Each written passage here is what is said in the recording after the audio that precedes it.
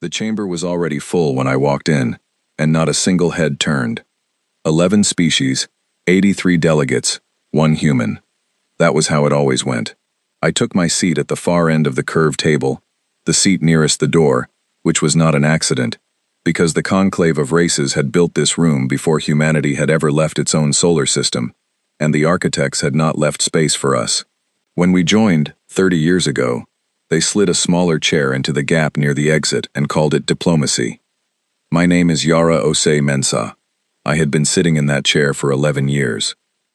I placed my data tablet on the table, opened my notes from the previous session, and waited for Ambassador Veth Karn, the lead elder of the Veth delegation, a tall, gray-skinned creature with 4 eyes arranged in a perfect square across his face, to finish whatever sentence he had started before I arrived.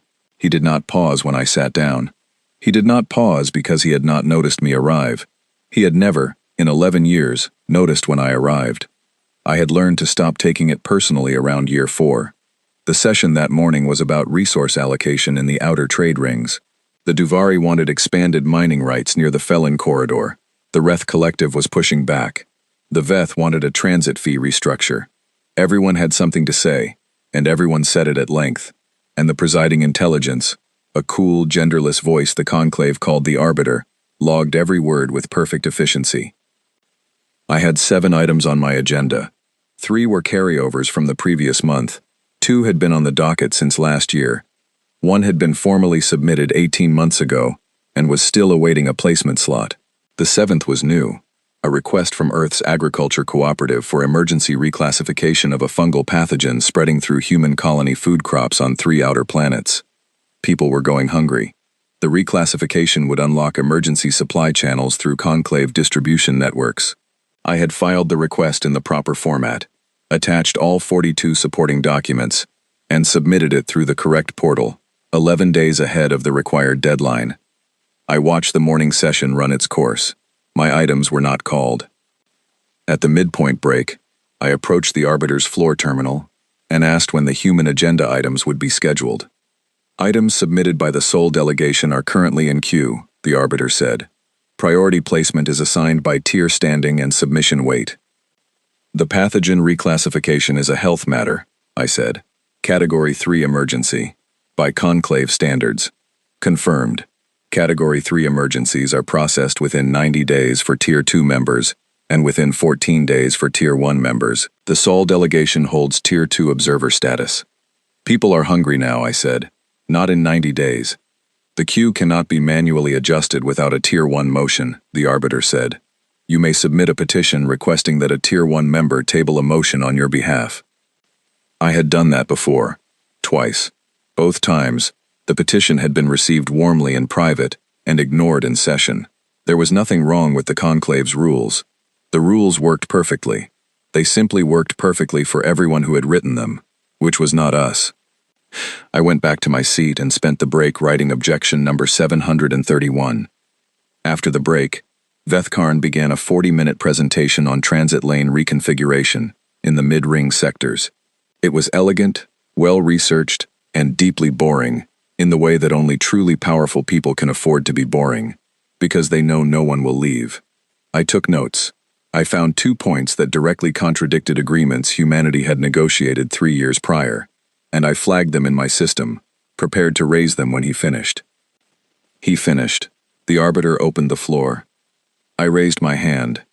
Veth Karn began speaking again, addressing a point that one of the Reth delegates had apparently made through a side channel during his presentation. The Arbiter noted that the floor was now engaged in a cross-delegation exchange, and that new voices would be queued. I lowered my hand. I queued my voice. I waited 12 minutes. When I was finally recognized, I had barely finished my second sentence before Veth Karn cut across me. Not rudely, not with any visible malice. He simply spoke, the way a person speaks when it does not occur to them that anyone else might currently be speaking. The transit recalibration in Sector 9, he said, addressing the Reth delegate, will of course account for existing agreements, which, I should note, were all catalogued in the supplemental filing. The Reth delegate nodded. 2 other delegates murmured agreement. The conversation moved on. I sat with my second unfinished sentence still open on my screen. The arbiter's log would record this as an informal exchange. It always did. I had counted 40 interactions over the years that the arbiter had classified this way, each one an interruption of a human delegate, each one absorbed into the vast machinery of conclave procedure, without friction or consequence, because the friction had been absorbed by the human in the chair, and we were very good at absorbing friction. We had been practicing for a long time. At the end of the session, as the delegates filed out in small clusters of their own species, speaking in their own languages about dinners and agreements and the texture of the coming political season, I remained at my seat for a moment. The chamber slowly emptied. The lights dimmed to their resting state. The arbiter's floor terminal went to standby. I finished writing objection number 731. I formatted it correctly. I attached the relevant transcripts. I submitted it through the proper portal. Then I sat looking at the screen for a while. I thought about Kwame, my youngest brother, who worked on one of the outer colony planets, the one where the fungal pathogen had reached the eastern growing districts. He had sent me a message 2 weeks ago, casual in tone, mentioning that the local market shelves were getting thin. He had not asked me to do anything. He knew better by now. I thought about the 42 supporting documents I had submitted for the emergency reclassification. I thought about the Tier 1 motion I had petitioned for and never received. I thought about 90 days, and the definition of the word emergency. I thought about 11 years of this chair, this room, this distance between the seat near the door and the center of the table, where every decision that mattered was actually made. I closed my terminal. I picked up my tablet. I stood up and walked out of the chamber, and the door slid shut behind me with a sound like a long, quiet breath. In the corridor, the lights were bright and cold, and the conclave station hummed with the business of 1,000 species going about their days. A group of Duvari researchers passed me without acknowledgement, deep in conversation. A cleaning unit rolled past my feet. Somewhere down the corridor, the scent of whatever the Veth delegation ate for lunch drifted from the direction of their private dining hall. Something warm and sweet that I had learned, in 11 years, was not for me. I walked to the human embassy wing. I passed the small plaque beside our door that read, Sole Delegation, Observer Status, Tier 2, in conclave standard script. Someone had printed a sticker of Earth below it, small and blue, and slightly crooked.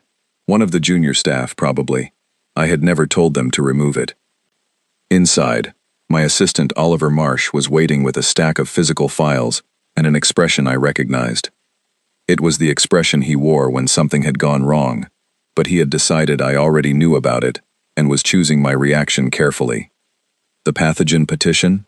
I said. Returned, he said. Administrative insufficiency. They say the emergency classification documentation needs to be co-signed by a Tier 1 medical authority. Which we are not. Which we are not. I took the files from him. I set them on my desk. I sat down in my chair, a real chair, one I had brought from Earth, because the conclave furniture was not designed for human proportions, and I looked at the stack of returned documents and the screen showing 37 pending responses, none from the Tier 1 delegates I had contacted, and the small framed photograph of my brother, standing in a field on a colony planet, with a sky the color of copper, and a smile that had nothing to do with politics. I opened a new document. I wrote objection number 732. I did not send it. I sat for a long time with the cursor blinking at the end of the last sentence. Then I closed the document, stood up and walked to the window. The station's observation panel showed the black between stars, immense and indifferent, the same view I had looked at for 11 years, and I found that I was not sad. I was not frustrated. I was not angry in the way that burns. I was something quieter than all of that, something that had taken 11 years to arrive, and had finally, in the last 30 seconds, finished its journey. I did not have a word for it yet, but it felt, more than anything else, like clarity. The Keth Nebula Accord had been in discussion for 2 years, and I had known from the first briefing document that it would not end well for us. That was not a prediction based on any special intelligence. It was arithmetic. The Accord was a restructuring of transit lanes, trade corridors, and territorial usage rights across a wide band of space that included, incidentally, quietly, tucked into page 47 of the main document and Appendix F of the supplemental filing, Several pathways that ran directly through the Sol system's orbital neighborhood. Not near it. Through it. Through the space where Earth's outer relay stations sat, where human colony supply ships ran their standard routes, where the gravitational geometry of our own sun made certain corridors the only efficient option for crossing that part of the galaxy. The conclave had not asked us about this. We were an interested observer. Tier 2 members did not vote on Tier 1 accords. We could submit commentary, which would be noted. We could raise procedural concerns, which would be logged. We could formally request a review period extension, which, after 30 days, would be returned as administratively insufficient, if not co-signed by a Tier 1 authority. I had submitted commentary. I had raised procedural concerns. I had requested a review extension. The commentary was noted. The procedural concerns were logged. The extension request came back on the 29th day. Administratively insufficient, missing a Tier 1 co-signature. I had asked Delegate Veth Karn personally, in writing, for a co-signature. He had replied 3 weeks later with a warm note expressing his deep respect for humanity's growing role in galactic affairs, and his confidence that the Accord's implementation team would address any transit concerns through the standard operational review process, which would begin approximately 14 months after ratification. I had read that message 4 times. The 5th time, I noticed that it did not contain the word no anywhere. It also did not contain anything that could be described as a yes. It was a perfect document, a full page of language that communicated, with great warmth and precision, absolutely nothing. On the day of the vote, the chamber was full. This was unusual. Normally, conclave sessions had a scattered attendance, delegates drifting in and out, secondary staff filling seats. But the Keth Nebula Accord was significant, the kind of agreement that would reshape trade and territorial relationships for decades. And so every delegation had sent its full complement, and the room had a current of energy that felt almost festive. The Veth delegation wore formal attire, long layered garments in deep colors. The Duvari had brought their ceremonial translation collars, which they only used on important occasions. Even the usually sparse Reth contingent had arrived in numbers, their low, wide bodies arranged along their section of the curved table, like a row of quiet stones. I sat in my chair near the door. I was wearing the same suit I always wore. The session opened. The arbiter read the accord summary. Delegates made brief statements of position, most supportive, a few with minor reservations already recorded, all manageable within the framework. The presiding voice was smooth and measured, the language of institutions doing exactly what they were built to do. I had a prepared statement. It was 4 minutes long. I had timed it. It explained, clearly and without any personal emotion, the specific operational impact of 3 transit corridor designations on human supply routes and Earth's outer relay infrastructure. It asked for nothing dramatic: a small boundary adjustment, a consultation clause, a joint review committee. It was, I believed, the most reasonable document I had ever written, and I had written 732 objections, so I had a reasonable baseline for comparison. When the floor opened for final comment before the vote, I raised my hand. The arbiter acknowledged me. I began to speak. I had finished my first paragraph, the one explaining the geographic specifics, the one with the data, when the chamber's ambient murmur shifted. Delegates were already reaching for their voting chips.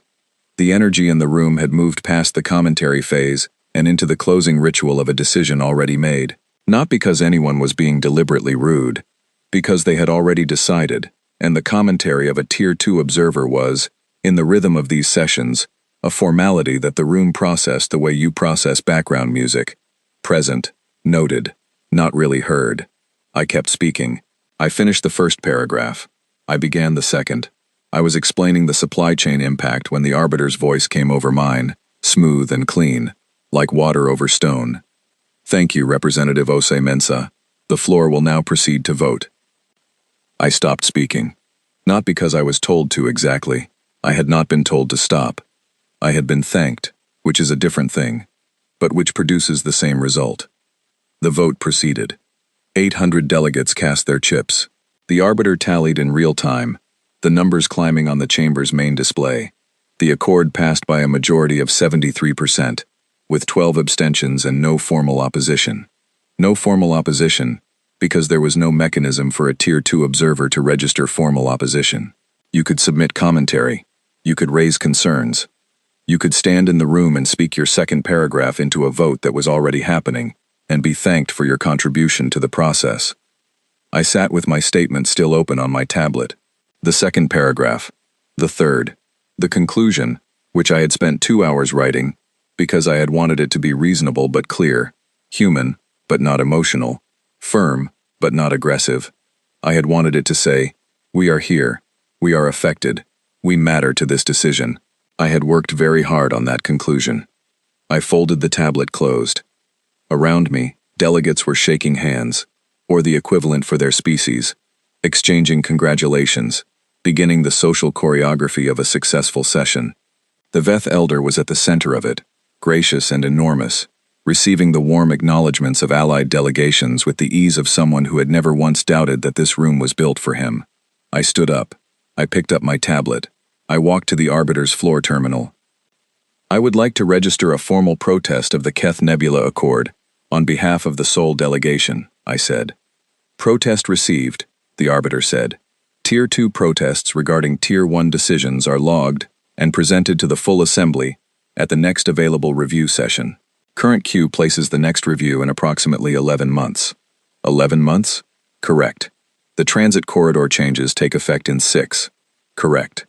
I looked at the terminal for a moment. The terminal looked back.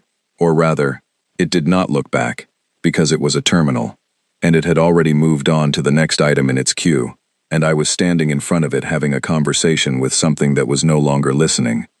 "Thank you," I said. I walked back through the chamber, which was still buzzing with post-vote energy. No one stopped me. No one said anything to me. I passed the Veth elder, who was mid-conversation with the Duvari chief delegate, and who glanced briefly in my direction, without any particular expression, and then looked away. I walked out of the chamber and down the corridor to the human embassy wing, and I sat at my desk, and I turned on my screen, and I looked at it for a long time. Then I opened a transmission channel to Earth. Not to the diplomatic office, not to the Foreign Relations Committee, to the full governing assembly, every regional council, every elected chamber, every administrative body that had any hand in human interstellar policy. I pulled up the complete session record from that morning, the accord summary, the vote tally, the delegate statements, the arbiter's log, my own prepared statement with its neat line break at the end of the first paragraph, where I had been thanked and the floor had moved on. I attached everything, every document, every log entry, 47 supporting files including the previous 2 years of commentary submissions, procedural concerns, extension requests, and the warm, empty reply from Veth Karn that did not contain the word no. I did not write a cover message. I wrote 3 drafts and deleted them all. They were too emotional, or not emotional enough, or too measured, or not measured enough. I could not find a tone that felt right for what I was trying to say, which was not really a diplomatic thing, and not really a political thing, but something more like, "Look. Just look at this. Look at what I have been sitting in for 11 years. Look at what was just done to us in a room where we had a chair but not a voice. Just look." In the end, I wrote 2 words, "Session record." I sent it. Then I closed the channel, turned off the overhead light, and sat in the dark of the embassy office with the black of space outside the window, and the hum of the station around me, and a silence that felt, for the first time in a long time, like it belonged to me. I did not know what would happen next. Nobody had told me anything. No one had called to say we had a plan, or called to say we did not. Earth was not a place that telegraphed its decisions before making them. That was, I thought, perhaps one of the things about us that the conclave had never fully understood, that our silence was not the same as our absence, and that when we went quiet, it did not mean we had nothing to say. It meant we were thinking. The weeks that followed had a specific quality that I did not have a word for in any of the 7 languages I spoke.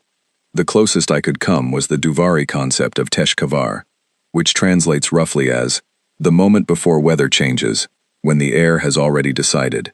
There was an ordinary rhythm to things, sessions, filings, corridor walks, meals, but underneath it something had shifted, and I could feel it the way you feel a change in air pressure, not through any one sense but through everything at once. I attended sessions. I filed objections. I raised my hand, and sometimes I was recognized, and sometimes I was thanked into silence. Nothing had changed in the daily texture of my work, and yet I found that I was doing it differently. Lighter somehow, less weight on each word, because I was less invested in whether each word landed. Something in me had made a decision that my conscious mind had not yet been told about. 3 weeks after I sent the transmission, a message arrived from Earth. It was brief. It was encrypted to my personal credentials, which meant it had not gone through the standard diplomatic channels. It was from Coordinator Adeyeze Nwosu, the head of the Interstellar Relations Assembly, who I had met in person twice in 11 years, once at the start of my appointment and once at the 5-year review, and who had the precise, careful quality of someone who chose every word the way an engineer chooses load-bearing materials. The message contained 2 sentences. "Come home, Yara. We are done here." I read it twice. I sat with it for a while. Then I read it a 3rd time, not because I had missed something, but because I wanted to understand the full weight of it, and I found that the more I looked at it, the heavier it became, in the way that small things sometimes are when they contain something enormous inside them. We are done here. Not we are reconsidering our position. Not we are pursuing alternative diplomatic channels. Not we are requesting an emergency review of our Tier 2 standing. Done. A word that closed a door. A word that required no footnote, no appendix, no supplemental filing co-signed by a Tier 1 authority. I set the message aside and opened my desk drawer. It was a deep drawer, the kind built for physical files in an era when most things were physical, and I had used it over the years to store things that did not belong in any official system. Handwritten notes, a photograph of my family, a small stone I had carried from a beach in Ghana that I sometimes held in my hand during very long sessions because the weight of it was real and cool and asked nothing of me. I reached past all of those things and pulled out a data chip I had prepared 18 months ago, one night in a moment of something I had told myself was idle curiosity. On the chip was a document I had written in a single long session and then never opened again. It was a complete inventory. Every operation the human delegation ran within or adjacent to conclave infrastructure. Every agreement we maintained, every station we staffed, every service we provided, every route we facilitated. I had written it out of habit, the habit of a person who has spent 11 years in a place where the only power she had was knowing the facts precisely. I plugged the chip into my terminal and opened the file. I read it for the first time since writing it. I read it a second time more slowly. By the 3rd time, I was not reading it anymore. I was just sitting with what it meant, which was something that the conclave, I was fairly certain, had never sat with at all. We were not decorative. We had never been decorative. We had been, for 30 years, the species that did the unglamorous things, the difficult-to-staff things, the necessary but unrewarding things, because we were new and eager, and had not yet learned that eagerness in this place was treated as a form of need. We had run the deep quarantine stations that no other species wanted to maintain, because the work was isolated, and the posting was years long, and the conditions were medically demanding, in ways that did not suit most conclave biologies. We had staffed the cross-species translation archives, adding 17 new human languages to the index, and maintaining the indexing systems for 60 others, because we had a talent for pattern recognition in language, and no one else had noticed the archives were deteriorating. We had operated the Cascade Drive repair docks in the mid-ring sectors, the only certified ones in this quadrant, because human engineers had developed a specific compatibility with that drive system's mechanical architecture that no other species had replicated, and because when the conclave had quietly decommissioned the previous operator, we had stepped in, as we always did, because something needed doing. None of this was on any list anywhere in conclave records labeled essential services.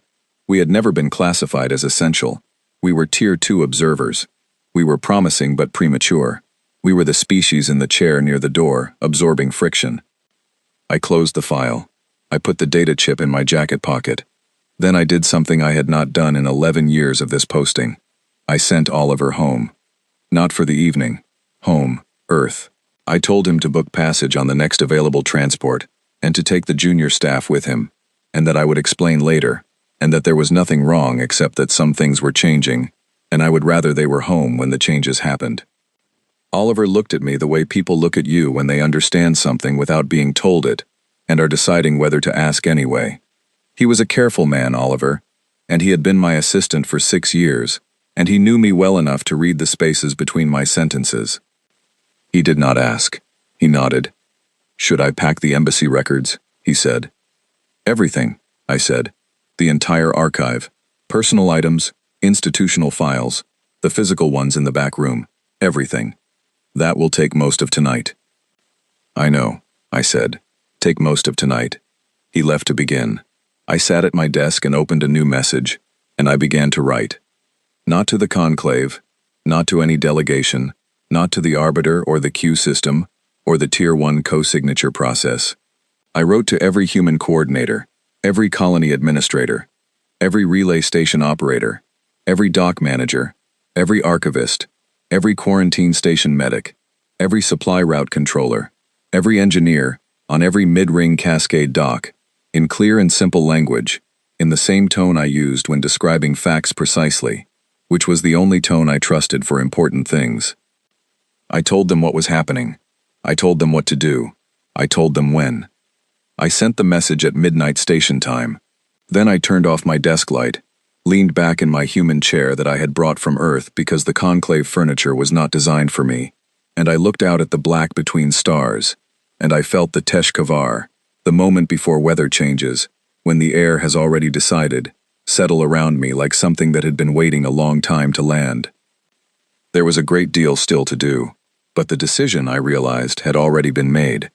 It had been made before Coordinator Nwosu's 2 sentences. It had been made before the Keth Nebula vote. It had been made, perhaps, on the day I wrote objection number 732, and sat with the cursor blinking and did not send it. I had just not known it yet. Now I did. I put on my jacket, picked up my data chip, and went to help Oliver pack.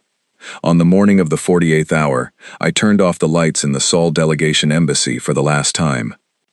It was not a dramatic moment.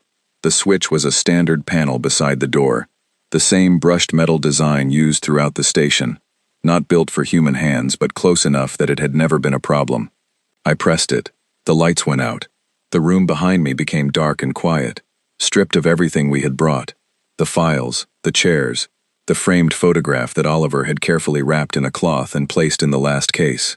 Even the small blue Earth sticker that someone's junior staff had put on the plaque beside the door, Oliver had peeled it off at the last minute, carefully, preserving it in a clear sleeve. I did not ask him why. I understood. We had been given a seat near the door. When we left, we took everything with us, including the things we had added ourselves, because those things were ours, and had always been ours, and we did not leave things behind for other people to dispose of. I walked to the docking bay without hurrying. The station corridors at that hour had their usual morning traffic. Duvari administrative staff heading to their section, a Reth maintenance team moving equipment through a side passage, 2 Veth security officers on their standard rotation. None of them looked at me. This was not unusual. People in corridors do not generally look at one another during morning routines. I had spent 11 years being invisible in these corridors, and on this particular morning, I was grateful for it, because the last thing I wanted was to explain myself. There was nothing to explain, really. That was the point. The docking bay was quiet. Our transport, a mid-range human vessel, practical and unimpressive, the kind of ship you would use for moving an embassy rather than making a statement, was docked at berth 7, which was the berth we had always been assigned because it was the farthest from the primary docking ring and required an extra corridor and a connecting lift to reach from the main station. I had made this walk hundreds of times. I made it one last time, and I noticed things I usually did not notice. The quality of the light in the connecting corridor, which was slightly different from the rest of the station, cooler and dimmer. The sound the lift made, a specific 2-tone chime that I had heard so many times it had become invisible and was only audible to me now because I was listening for the last time. Oliver was already on board with the rest of the staff. I was the last one off the station. This was not symbolic. It was simply logistics. I had the authorization codes to close the embassy accounts and deactivate our station access credentials, and those were things that needed to be done in sequence, and the sequence ended with me. I deactivated our access credentials at the station terminal by berth 7. The process took 30 seconds. A confirmation code appeared. I entered it. The terminal thanked me. The sole delegation's presence in the conclave station database shifted from active to closed, voluntary, which was a status the system had apparently anticipated enough to build into its architecture, even if the conclave itself had not anticipated it in any practical sense. I walked up the boarding ramp. The ship's outer door sealed behind me. The transport's flight deck was calm. The pilot, a quiet woman named Grace Eade, who had flown embassy runs for 7 years and spoke very little because she had learned, as all good pilots do, that the important thing is not conversation but arrival, was already running pre-flight checks. "Ready," she said, which was both a question and a statement. "Ready," I said, which was my answer to both. We undocked from berth 7 without ceremony. The station's automated systems handled the release, logged the departure in the standard way, and moved on to the next item in their queue, because that was what automated systems did, and there was no reason for this departure to be different from any other. But it was different, because at that same moment, as our transport pulled away from berth 7 on the conclave station, 41 other human vessels were also leaving, not from this station, from everywhere, from the deep quarantine posts in the outer system, from the mid-ring Cascade docks, from the relay stations and archive hubs and supply depots and medical outposts, from the translation centers and the freight corridors and the 7 border monitoring installations that humanity had quietly staffed because someone had to and we had said we would. All of them, at the same time, by design, because Coordinator Nwosu and the Governing Assembly had spent 3 weeks quietly working out the logistics of something that had never been done before, and they had done it with the careful, patient precision that humans are very good at when we have decided something and are not telling anyone yet. We did not broadcast our departure. We did not send a message to the conclave informing them of our withdrawal. We did not issue a statement or hold a press event, or request a final session, or submit a last formal objection. We left. That was all. We simply left. I found a seat in the transport's passenger section, and sat down, and looked out the small oval window as the conclave station grew smaller behind us. It was a large structure, built over centuries by many species, full of chambers and corridors and systems, and the vast accumulated weight of decisions made by people who had the votes to make them. From the outside, at distance, it looked exactly like what it was, something that had been built without us, and had allowed us in through a door near the exit. I watched it shrink. I did not feel what I had expected to feel, which was grief, or anger, or the complicated mix of the two that had been living in my chest for 11 years and had become so familiar I had stopped noticing it. What I felt instead was simpler and much larger. It was the feeling of a breath being released after a very long time of holding it without knowing you were holding it. I exhaled. The station was a point of light now. Then it was one point among many. Then it was gone. Grace brought the ship up to standard transit speed and set us on course for Earth, and the navigation system confirmed the route with a quiet chime, and I leaned my head against the cool wall beside the window and closed my eyes, and the only thing I thought about for a long time was my brother standing in a copper sky field on a colony planet, smiling at whoever had taken the photograph, and the way I had looked at that image on the night I finally wrote the objection I did not send. We traveled for 17 hours. I slept for most of them, which surprised me, because I had not slept properly in weeks. When I woke, Earth was visible ahead through the forward display, blue and white, and exactly the right size, growing slowly larger the way it always did when you were coming home after a long time away, not rushing toward you, just waiting, patient, perfectly sure of its own existence. Oliver brought me a cup of tea without being asked, and I drank it while looking at Earth getting larger in the display, and neither of us said anything for a while. "Do you think they noticed yet?" he said eventually. I thought about the morning session at the conclave, the chamber filling up, the delegates taking their seats, the arbiter opening the queue, the smooth mechanical rhythm of a body that had been running for centuries and knew exactly how to keep running. I thought about the moment, sometime in the last 17 hours, when someone would have opened the sole delegation roster and found it empty, not offline, not unavailable, closed, voluntary. "Someone noticed something," I said, "but they probably don't know yet what it means." Oliver nodded. He looked out at Earth. "What does it mean?" he said, not challenging, genuinely asking, the way he always did when he wanted to understand something precisely. I thought about 42 vessels now absent from their posts. I thought about the quarantine stations running on automated systems that were not designed for indefinite autonomous operation. I thought about the Cascade docks in the mid-ring with their specific mechanical requirements that human engineers had maintained, and no other certified team existed to maintain. I thought about the translation archives going dark, the supply routes with no human freight handlers, the border monitoring posts sending their standard automated reports to a delegation address that no longer had anyone checking it. It means, I said carefully, that in about 72 hours, someone in the conclave is going to ask a question they have never had to ask before. What question? Who is running the things the humans were running? Oliver was quiet for a moment. And the answer, he said. I drank the last of my tea. Earth was very large in the display now. I could see the curve of the coast of West Africa, which was where I had grown up, which was where I was going back to for the first time in 11 years. That, I said, is the answer. I learned about the first 3 days inside the conclave from a message sent by a Duvari researcher named Ven, who I had known for 8 years in the way you know someone who works in the same institution, when you are both junior enough to eat lunch in the same cafeteria. We had maintained a correspondence that was professional in its official capacity, and genuinely warm in its personal one, and she was careful in her writing, careful enough to signal, without ever stating directly, that she was taking a certain risk in sending these particular observations, and that I should read between lines that she had left deliberately wide. What she described, in the measured language of a scientist reporting field conditions, was a specific kind of institutional confusion that I suspect the conclave's architects had never modeled, because it was the confusion of an organization that had never seriously considered the scenario in which one of its members was not present.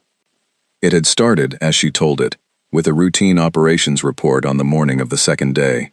The automated relay stations in the sectors adjacent to human space had filed their standard overnight logs, but the confirmation receipts that were supposed to come back from the Sol delegation's monitoring team had not arrived. This happened occasionally with communications delays, and so the Arbiter's system had flagged it as a low-priority communications anomaly and queued it for review. By the afternoon of the second day, the Cascade maintenance dock in Mid-Ring Sector 4 had transmitted an automated alert. Its scheduled certification review, due that day, had no confirmed human technician assigned. The alert went to the Conclave Operations Office, which forwarded it to the Sol delegation's embassy address, which generated an automatic response indicating that the Sol delegation's communication systems were no longer in service at this location. This, Ven wrote, was when the first person in the conclave asked the question. Not a senior delegate, not Veth Karn. A mid-level operations coordinator, named something she rendered as ESAT, from the Reth Collective, who had been responsible for mid-ring sector maintenance logistics for 11 years. As long as I had been an ambassador, I noticed, though I did not say this aloud, and who had what Ven described as an extremely methodical mind that was, on this particular day, running into something that did not fit his methods. Esat had pulled the Sol delegation's operational agreements. There were 43 of them. He had checked the status of each one. Most were showing nominal automated function, which would hold for somewhere between 6 and 90 days depending on system type, before requiring human certified intervention. The Cascade docks would need certified review within 30 days, or they would automatically downgrade to restricted access. The deep quarantine stations could run on autonomous protocol for 60 days, before requiring a staffed medical assessment, at which point they would initiate a mandatory lockdown that could not be overridden without a certified biological authority on site. The Cross-Species Translation Archives indexing system had already flagged 17 pending updates that required human clearance authorization, and were currently held in queue. None of this was an immediate emergency. That was the specific quality of it that I had thought about carefully when designing our departure, and that I suspected Esat was now sitting with in a way that was quietly dismaying. Nothing was immediately broken. Everything was fine. For now, for somewhere between 30 and 90 days, after which things would begin to fail in cascading sequence, and the cascade would be difficult to stop, because the specific capabilities that would be needed to stop it were the capabilities that were no longer present. Esat had taken his findings to his senior coordinator, who had taken them to the operations director, who had taken them, on the afternoon of the third day, to an emergency subcommittee convened by none other than the Arbiter itself, which had calculated, from the operational data, that the situation warranted Tier 1 attention. Veth Karn had attended the subcommittee session. Ven had not been in the room, but she had spoken to someone who was, and she relayed what was said with the careful detachment of someone transcribing a historical event that they were fairly sure would become significant. Veth Karn had asked where the humans were. Someone had said, "Departed, voluntary closure, effective 48 hours ago." There had been a pause. Veth Karn had asked, "All of them?" Someone had checked. Yes, all 42 operational positions, all embassy staff, all diplomatic and support personnel, the ambassador, the operations teams, the archivists, the technical staff, the medics at the quarantine stations, the engineers at the Cascade docks, all of them, at the same time, with no prior announcement, no resignation notice, no formal withdrawal declaration, no request for a transition period, nothing in the correct format submitted through the correct portal. They had simply not been there one morning. The chair near the door was empty. Ven wrote that the pause after this report was described to her as notably long for a room full of people accustomed to making decisions quickly. She wrote this without additional comment, which told me everything. Then Veth Karn had asked who was currently managing the deep quarantine stations. The answer was, automated systems. He had asked who would manage them when the automated systems reached their operational limit. The answer was, in 60 days, no one certified. He had asked who was certified to perform this function outside of the Seoul delegation. The answer was, after some searching, no one currently active in the conclave system. There had been a Fellaini certification program discontinued 30 years ago. There was a theoretical qualification pathway for Duvari biologic specialists, but it required 18 months of training and had no current enrollment. He had asked about the Cascade docks. The answer was similar. The docks themselves were fine. Human-certified engineers had, over 30 years of operating them, developed a specific understanding of the drive system's mechanical architecture that was not formally documented anywhere in transferable form, because it had accumulated through practice and was held in the minds and hands of the people who did it, and those people were now on their way home. He had asked about the translation archives. The answer was that 17 updates were in queue, and the indexing system would begin generating errors in approximately 3 weeks if the queue was not processed, and that the indexing system was designed around human-developed taxonomy logic and would require significant restructuring to operate under a different framework. At this point in the subcommittee, Ven's source reported, Veth Karn had been quiet for an unusually long time. When he spoke again, he had said something that she rendered for me in careful translation, noting that the exact phrasing was important. I was not aware that we depended on them to this extent. Not I was not aware they did these things. Not I did not know they were so involved. He had said, depended on them. And Ven underlined those words, because she knew me well enough to know that I would want to see them. I read her message 3 times. I was sitting in the living room of my family home in Accra, which smelled of my mother's cooking, and the specific quality of light that came through those windows in the afternoon, and which was the opposite of the conclave station in almost every physical and emotional way imaginable. Outside, my brother's children were running around the garden making noise. My brother was sitting on the back step watching them and drinking something cold, and when I had arrived he had hugged me for a long time without saying anything, and I had let him, because some things do not require language. I set down Ven's message and picked up the secondary report that Coordinator Nwosu's office had sent, which was a compiled summary of all incoming conclave communications since the withdrawal. It was a longer document. I went through it methodically. The first formal attempt at contact had come 26 hours after our departure, a standard conclave message routed to the Seoul delegation embassy address, which no longer existed. It had generated the automatic response. Communications at this address are no longer in service. The second attempt had come 30 hours after departure, a direct message from the Conclave Operations Office to Earth's Central Communications Relay, requesting confirmation of the Seoul delegation's status. Earth's relay had received it and forwarded it to the Interstellar Relations Assembly. The Assembly had not replied. Not because they had missed it, not because they were deciding what to say.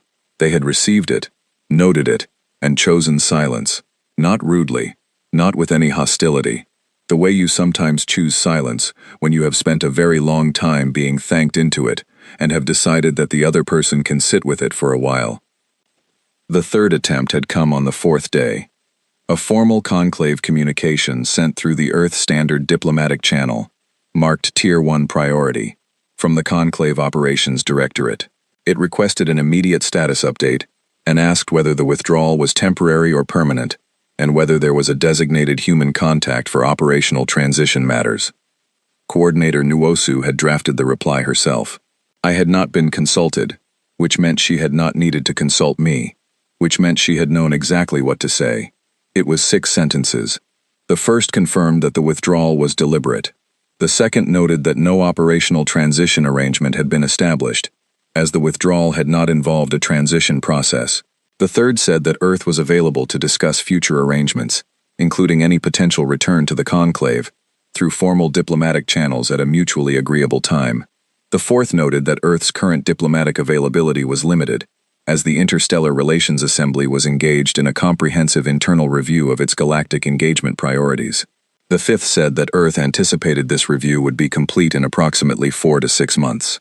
The sixth said that we appreciated the conclave's interest and wished them well in the interim. It was the most beautiful document I had ever read in my professional life. It was impeccably polite. It communicated, with great warmth and precision, exactly what it intended to communicate, which was, we are not in a hurry, and we have decided, for the moment, that our time is ours. I sent Coordinator Nwosu a private message that said only, 743 objections. Thank you. She replied 4 minutes later. Read every one. The internal developments inside the conclave that followed over the next several weeks came to me through Ven's periodic messages, through the formal response traffic that Nwosu's office shared with me, and through the steady, observable pressure of practical consequence. The quarantine stations were operating, but the 60-day clock was running. The Cascade docks had entered restricted access at the 30-day mark, which meant that several mid-ring freight operators were now running longer routes around sectors they used to transit directly, adding cost and time to supply chains that had been calibrated around the assumption that those docks were open.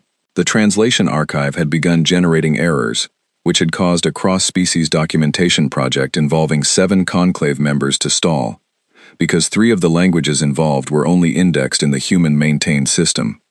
None of these were catastrophes. They were inconveniences. But they were inconveniences of a very particular kind, the kind that made people ask questions they had never needed to ask before, and that produced answers which changed the shape of what people thought they understood. What people had understood, for 30 years, was that humanity was a Tier 2 observer, with a great deal of potential, and a regrettable tendency to bring emotional investment to procedural matters. What they were beginning to understand, in the 6th week after our departure, was something different. The quarantine stations and the Cascade docks and the translation archives had not been services that humanity provided as a condition of our membership, as dues paid for the privilege of the chair near the door. They were things we had done because the work needed doing, and we were capable of it, and we had said we would, and the conclave had accepted our capability and our word, and had not, apparently, considered very carefully what things would look like if one day we decided to stop. In the 7th week, a formal delegation from the conclave arrived in Earth orbit, requesting in-person discussions. The delegation included 3 Tier 1 representatives, a conclave operations director, and a Duvari mediator whose role, as far as I could tell, was to demonstrate good faith through the presence of a species that humanity generally had warm relations with. This was not a bad read of the situation. The Duvari mediator was a thoughtful choice. What was notable was who was in the delegation. Not who was included, but who was leading it. Veth Karn, not a representative. Not a junior diplomat sent to test the temperature. The elder himself, the most senior member of the most powerful delegation in the conclave, traveling personally to Earth to request a conversation. They were made to wait 4 days. This was because Earth's diplomatic calendar was, in fact, fully scheduled during that period.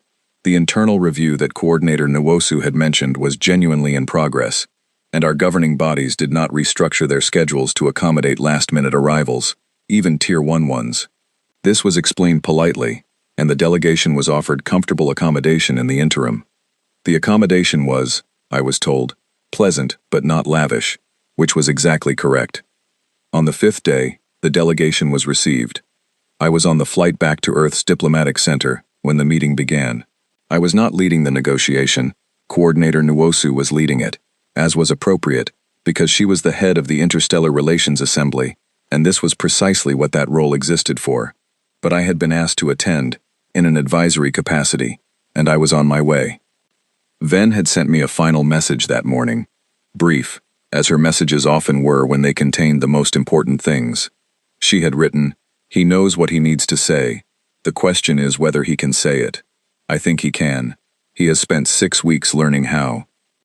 I read that message on the plane, and I thought about 6 weeks of questions without comfortable answers, 6 weeks of operations reports and maintenance alerts and trade route complications, 6 weeks of a very large and powerful organization discovering the shape of a thing by its absence, the way you discover the shape of a stone by the hole it leaves.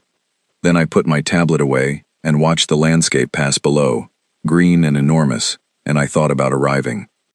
The chamber where the meeting was held was in the UN Interstellar Relations Building in Geneva, which was a room humans had designed, in a building humans had built, in a city that had been rebuilt twice in human history by human hands, and which smelled of something: old wood, cold air, the particular quality of light through tall windows in the morning.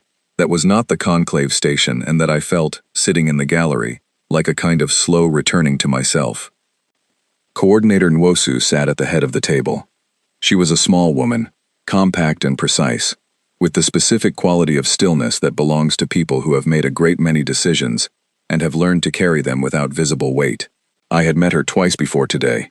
Both times she had struck me as someone who did not waste anything, not words, not attention, not the careful arrangement of what was said and what was not. Across from her, the conclave delegation, 3 Tier 1 representatives, the operations director, the Duvari mediator, and at the center, Veth Karn, who looked, I thought, slightly different from the last time I had seen him. Not smaller.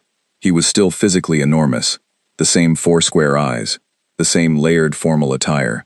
But there was something in the way he held himself that had changed in 6 weeks, and I found that I recognized it, because I had watched it happen to myself in reverse over 11 years. He looked like someone who had recently learned something he would have preferred not to know. I was in the gallery above the main floor. I could not participate in the session directly. I was there to observe and advise, and to provide a record for Earth's diplomatic archive, and, if I was being honest with myself, which I was trying to practice, because Coordinator Nwosu had told me I deserved to be in the room when this happened.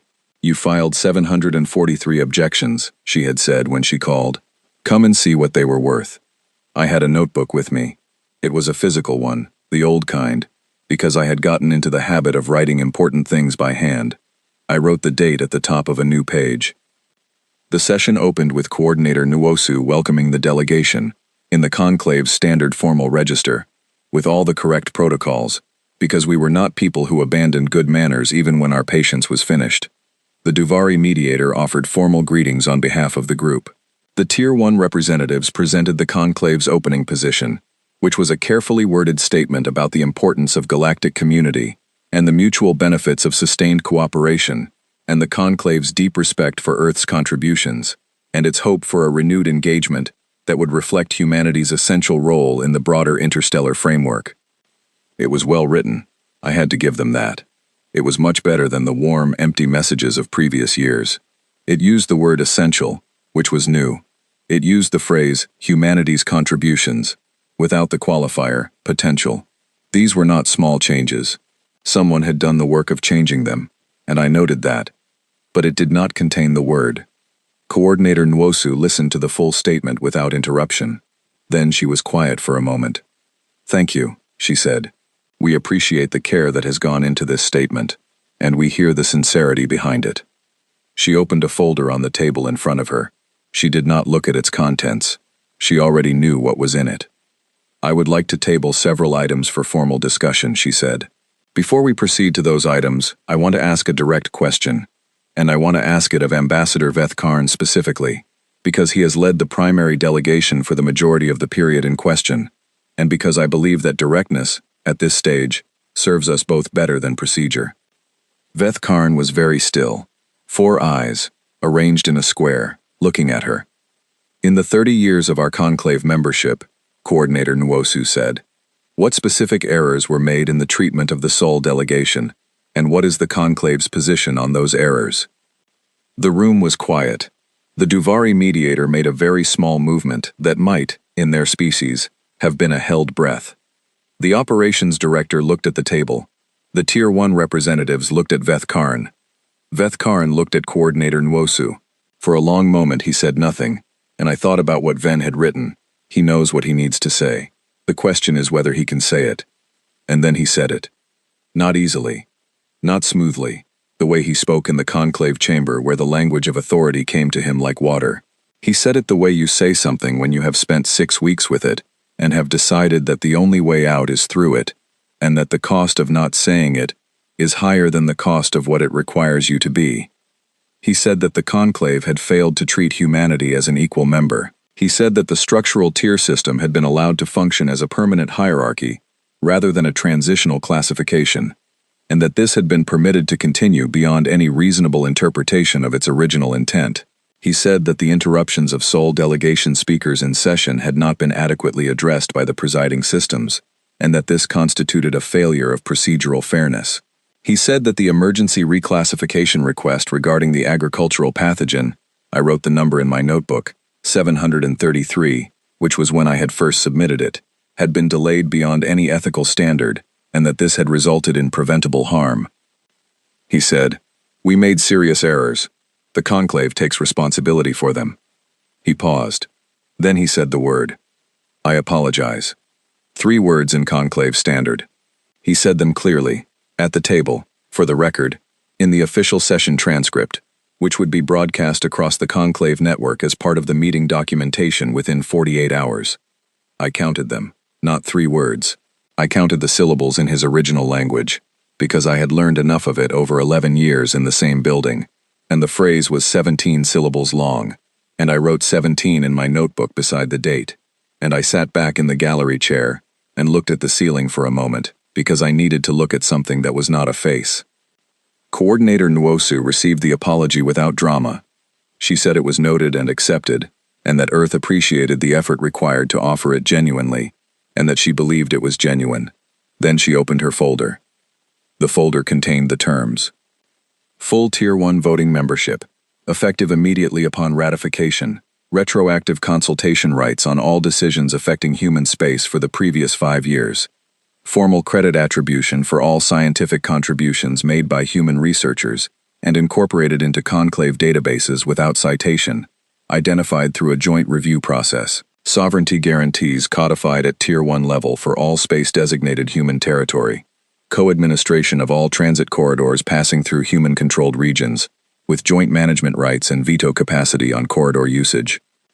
Additionally, and this was the item that I watched Veth Karn read twice, a formal review of the conclave's classification system, to be conducted jointly, with Earth's participation as a co-author of any revised framework. Not as an observer, as a co-author. The negotiations took 8 hours. They were thorough and specific and occasionally difficult in the way that any negotiation is difficult when both parties are trying to be precise and the details matter. I went down to the floor at hour 3 to advise on 3 items in the transit co-administration section, because I had the operational knowledge of those routes in my head, in a way that made me the most useful person in the room for those specific questions.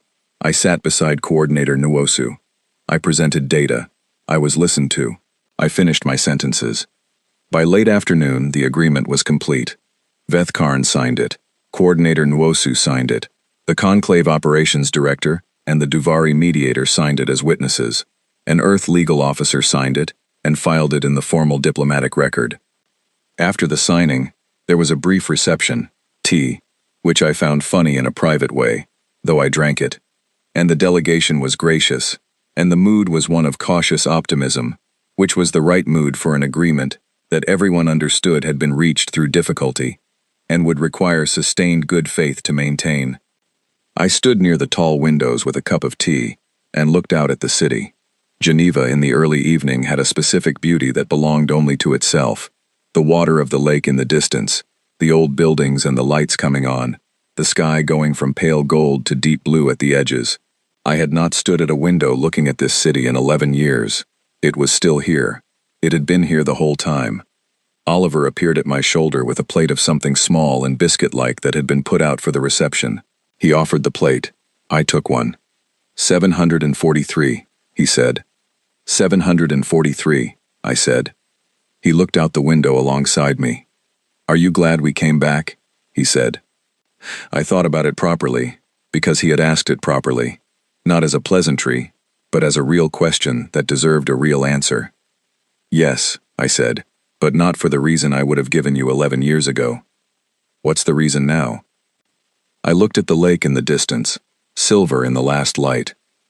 11 years ago, I would have said I was glad because we were finally getting what we deserved, and I wanted the recognition. That was true. It was honest. I drank the last of the tea. But now I think the thing I am most glad about is that we learned something that took us 30 years and an empty chair to learn, that we had been trying to earn a seat we already deserved, that we had been asking for permission to be taken seriously in a room where we were already carrying more weight than anyone had told us. Oliver was quiet for a moment. And now? Now we know what we are worth. We didn't know before. Not really. Not in the way that it counts. We knew it intellectually, but we didn't know it the way you know something when you've tested it. Outside, the city lights were coming fully on now, and the lake had gone dark silver, and somewhere behind me the reception was winding down, and Coordinator Nuosu was saying something precise and warm to the Duvari mediator, and the agreement was already in the formal record, and in 48 hours it would be broadcast across the Conclave network, with the transcript of Veth Karn's 17 syllables included. And somewhere right now my brother was probably standing in his field under a copper sky, not thinking about any of this, because his children needed dinner, and the growing season was turning, and the shelves were starting to fill back up. I placed my empty cup on a nearby table. I straightened my jacket. I turned away from the window and went back into the room, because there was still work to do, and we were good at work, and now we were going to do it on our own terms, in a room where the chair was not near the door, and we did not need to ask permission to finish our sentences. We had left without a word. We came back knowing every single one.